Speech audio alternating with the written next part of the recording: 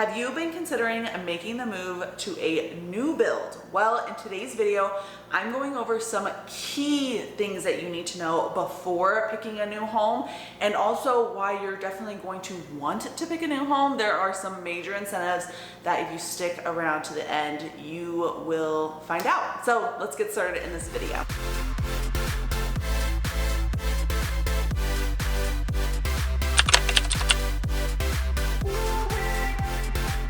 Welcome back to Phoenix Living. I'm Nicole Baker. Today we are going over exactly that, but before we get started, you know the drill. I have to let you guys know I'm a licensed realtor here in this beautiful state. So if you've been considering relocating, I would love to assist you. My number and email are popping up now. You guys can always reach out to me day, night, whatever's easiest for you guys. I'm always there to help. If you're not quite ready to reach out yet, that's no problem. Go ahead and subscribe. I'm going to be posting videos every Monday and Thursday at 5 p.m. So you'll get tons and tons of content moving forward. But let's get started in these all you need to know basically video about new builds.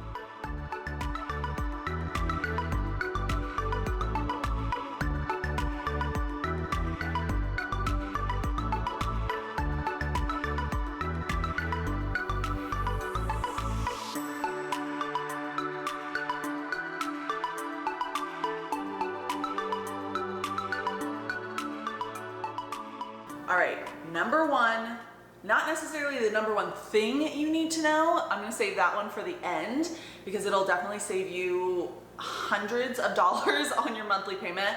But first thing you need to know is you're going to want to bring a realtor with you. And before you click off, let me tell you why it's not as corny as it sounds. I really think at the end of the day, here's what new homes are all about. New home reps, like the people that sit at the office and they help you buy the house, right? Those people work for the builder, AKA the seller. When do you ever want to negotiate, or not even negotiate, but just like that builder rep is not going to tell you anything and everything that you need to know, because they're only going to tell you what they're obligated to tell you. Number one thing. And obviously, you guys want some sort of representation. You want guidance, especially when you don't know the area. You're moving from out of state, which probably if you're watching this video, you are moving from out of state and you need help. Like, what about the neighborhood? What about, the schools in the area? Is, what's going to be built in this area in the future? All of these little things, they're probably not going to give you any sort of, they're not going to spin it how it really should be spent. They're going to say it to benefit them. Does that make sense? I hope it does. If it does, comment down below and let me know if you guys have ever bought a new home and whether or not you used a realtor when you bought it. If it was hard, easy, like give me a little bit about your story when you did buy that new home, because I always like to hear it. A lot of the times people are really have had bad experiences with new homes, and I think that's because they didn't bring a realtor with them. So when you're bringing a realtor, what you're going to want to do is you're going to want to reach out to that realtor. Hopefully it's me. If not, totally understand. But you want to reach out to some sort of realtor and you want to go with them to these new homes, because basically the moment that you step in that door without a realtor, you're doing what's called waiving your right to representation. So now you cannot bring another realtor in there and have that realtor paid for by the builder. So typically sellers are always going to pay for us to help you, which is awesome. But if you walk in there without one, you cannot have us get paid, which is obviously very expensive. So we want to make sure less money out of pocket, the better for you. And you want to be able to get free representation. Like, why not? It doesn't even make sense if you didn't. There's been so many times where I have had a client that has done a new home. And granted, I love new homes. I like to say I'm like a new home sales rep, or it's not sales rep, spokesperson. I'm a new home spokesperson. And because I just really enjoy selling new homes, I think they're really great, especially for first-time home buyers, because there's just so much less money out of pocket. And then also when it comes down to repairs and things like that, that you guys really have to consider, because most of the time as first-time home buyers, we're putting a lot of money into this home and we don't always have a lot left over, especially once we buy furniture and, we move, because moving from a different state is not cheap. All of these factors that we don't want to spend more money when we get in here and something goes wrong. So new homes obviously have that benefit, but either way, I've sold a lot of new homes is my point, and we always want to make sure that I'm able to help you guys, because there's been times where these sales reps have tried to do some sneaky stuff, right? Like, for example, one of the times I had a house that was being built for my client, the flooring was just absolutely wrecked. The tile was just, the grout was kind of going like this, and it looked really, really bad. So they were basically asking if we could get it replaced. The new home sales rep was kind of, sweeping us under the rug essentially. But we were actually able to get it replaced, and then, sad story, it got messed up again.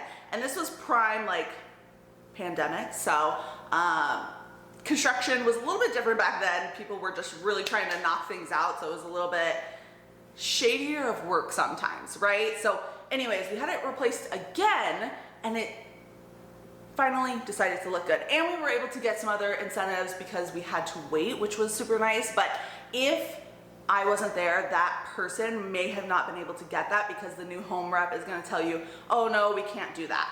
And then what are you gonna do?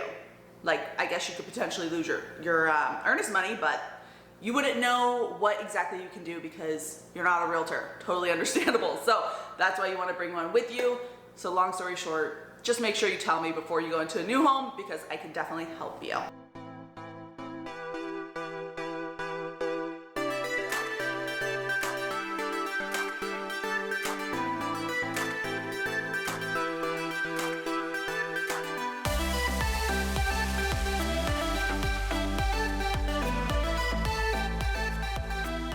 Another thing that you want to consider when deciding whether or not you want a new home is your timeline.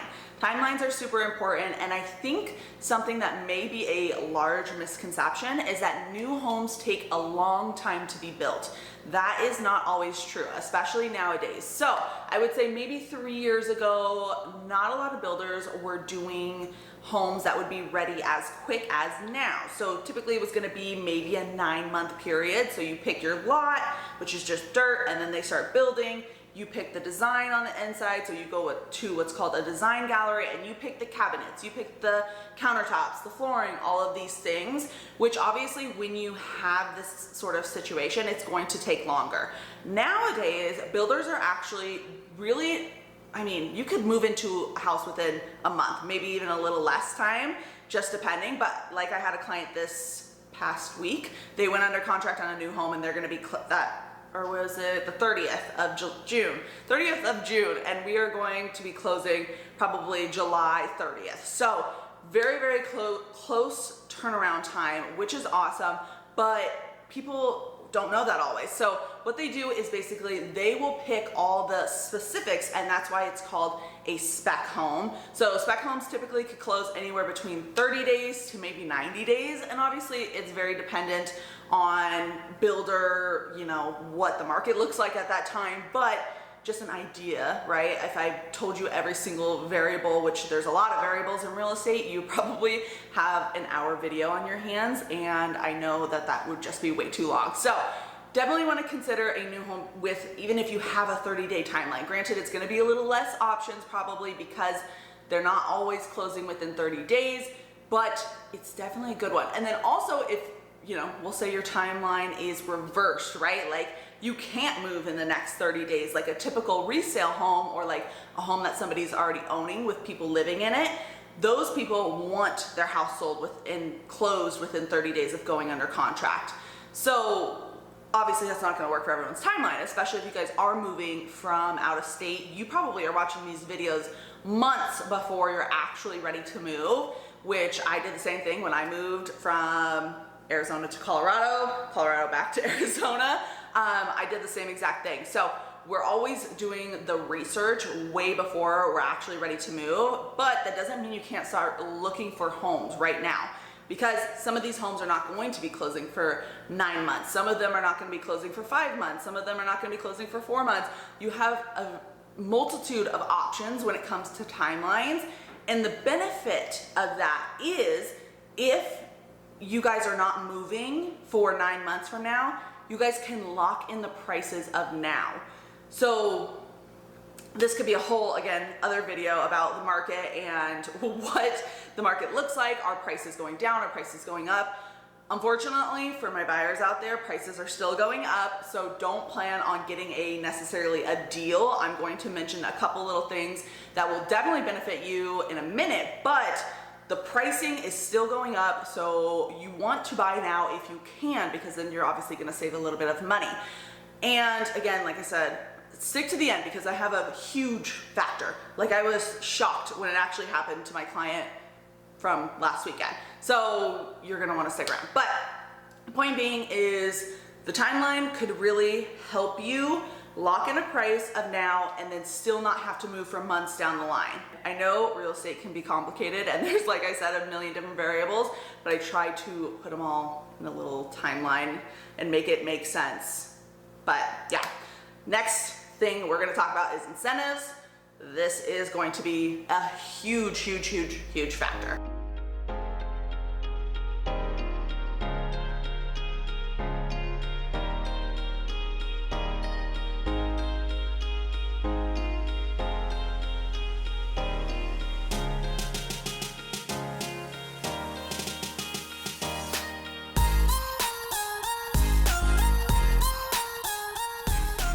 Next thing is going to be incentives. Like I mentioned, incentives are a huge part of why I absolutely love new homes. Incentives are basically what the builder is willing to give you in order for you to purchase out their community. And a lot of the times you do have to use their lender. It's not a necessity, right? But like, if you want these sort of incentives, that's typically one of the caveats, is that you use their lender. So just keep all of that in mind. But the incentives are so good, it's like, why not, in my opinion, use their lender, unless you're gonna get like a super amazing deal for an interest rate or something like that in another place. Then I would kind of understand. But again, you guys can go back and forth between multiple lenders and really decide, kind of like playing the game of, you know, hey, I got this rate from this lender, can you give me this rate? What else can you give me? All of these different things. And I always suggest that, because it's really, I mean, important for you guys to get the best deal that you possibly can. But again, if you want the incentives, you have to use the builder's lender 99% of the time. What type of incentives are these builders offering? So I would say most builders are offering some sort of closing cost incentives. Closing costs are typically anywhere between $6,000 to, let's say, $9,000. Again, there's a few different variables when it comes into how much those closing costs would be, but that's on top of your down payment. So at the end of the day, you could be spending upwards of $20,000 and as low as $500. Like, I've helped a client pay literally $500 or $0 sometimes even. So again, different variables and a lot of different ways to really come out with nothing, but it all narrows down to payment and things like that. So down payment assistance programs are back. They are an option, not always the best option, but again, that's why you want to reach out and make sure that we go over these options, because you never know if you could actually buy a house now. I'm sure maybe you would want to. So again, reach out. My number's in the beginning, it's at the end, and it's in the description box, so you guys have plenty of ways to find my information to ask questions. The whole situation is the lender is going to basically be giving you the closing costs, and the builder is going to be giving you some closing costs in order to buy with them, which, I mean, some of them I've seen. For example, this last house I went under contract on was a new home. They ended up only getting $2,500 in closing costs. They could get more.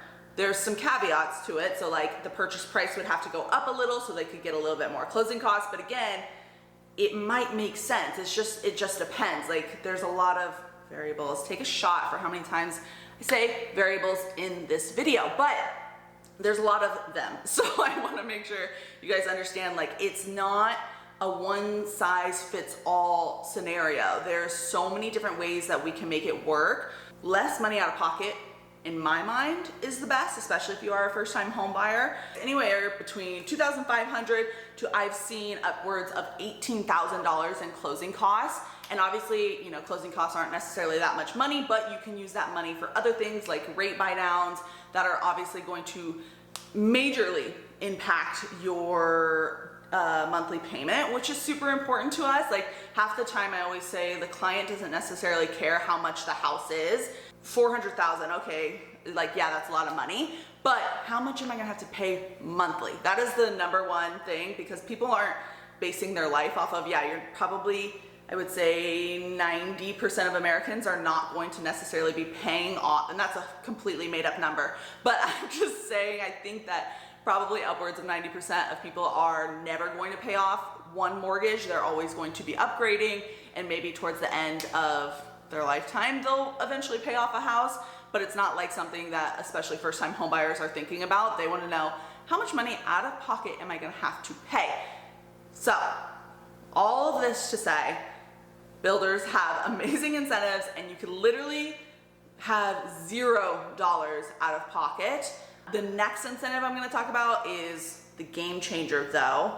Some builders are doing rate buy downs. So the client that I did have over the weekend, she was originally quoted with an outside lender for a 6.99% interest rate, which yes, it's high. She had amazing credit. So I'm just saying, like, they're all going to be similar because they are federally regulated. How you get the lower payment or the lower interest rate is going to be from rate buy downs. Builders will pay for your rate buy down. She, like I said, she was originally quoted for a 6.99, and this builder was offering a 4.99, which is huge, huge. Like just a 1 little percent is going to definitely affect your payment by a significant amount. So I'm not going to give too much detail because I don't want to necessarily give her information out there. We'll say she was probably paying, these are made up numbers, but I'll base it off of her scenario. So anyways, say she was going to be paying $3,000 a month for a $400,000 house. That could be a completely not your scenario. This is just an idea, right? Made up numbers. Keep this in mind. $3,000, and then that was at the 6.99% interest rate. At 4.99, her payment was only going to be $2,400. So it literally went down $600 a month, which is insane, just because of that rate buy down. That was at a new home. Resale homes, it's definitely an option. I'm not saying it's not, but that's huge. Everyone nowadays is so mad about the interest rates, understandably, same, because their monthly payments are so much. But guys, there's ways to go around it, and especially in new homes, it's a lot easier to get closing costs covered, a lot easier to get rate buy downs. These things are super important, especially like I mentioned, first-time home buyers. I want you guys to be not house poor, because having a $3,000 payment is a lot of money, especially when you're not used to necessarily making a payment, or you're going from an apartment that's maybe, you know, $1,800 a month to $3,000. That's a huge jump. So I would rather get you guys some awesome deals, and that is again why I just love new homes.